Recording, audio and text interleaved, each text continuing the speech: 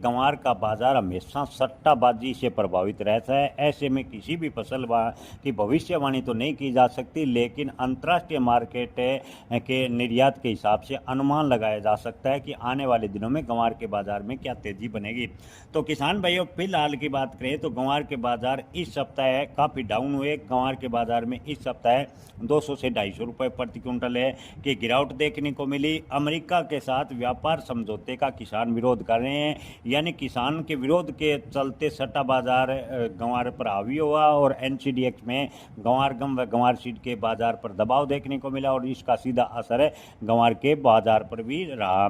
किसान भाइयों, आपको बता दें कि अमेरिका से व्यापार समझौते के बाद गंवार के निर्यात की बात करें तो 20% तक तेजी आ सकती है। गंवार के गम के निर्यात की बात करें तो फिलहाल भी अमेरिका को गंवार गम का निर्यात जारी है। अगर अमेरिका में ऑयल ड्रिलिंग सेक्टर में गंवार गम का अत्यधिक उपयोग होता है तो ही गंवार के बाजार अच्छे खासे मजबूत होंगे, अन्यथा गंवार के बाजार 6 से 7 हज़ार रुपये के बीच पूरे साल मंडराते रहेंगे। हमने आपको शुरुआत के वीडियो से बताया कि गंवार के बाजार में मजबूती के संकेत अवश्य हैं, लेकिन गंवार के बाजार में अप्रत्याशित तेजी 2026 में शायद ही हो।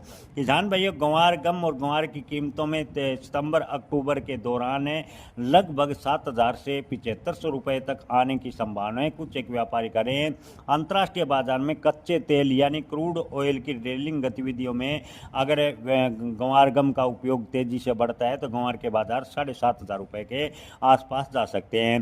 गंवार गम का लगभग 90% हिस्सा विदेशों खासकर अमेरिका को तेल, गैस और ड्रिलिंग के लिए निर्यात किया जाता है। क्रूड ऑयल की कीमतों में तेजी और विदेशी मांग बढ़ने से गंवार के बाजार में तेजी आने की संभावना है। गंवार की फसल पूरी तरह मानसून की बात करें तो मानसून पर निर्भर है। राजस्थान में गंवार अकेले 70% उत्पादन होता है। अब की बार राजस्थान में बुआई काफ़ी हद तक पिछड़ी है और गंवार का उत्पादन घटने की पूरी संभावना है। पुराने स्टॉक की बात करें तो किसानों के पास बेहद ही पुरानी फसल का स्टॉक कम है। इसके अलावा बड़े स्टॉकिस्ट के पास गंवार के स्टॉक की बात करें तो अच्छी खासी मात्रा में स्टॉक बताया जा रहा है।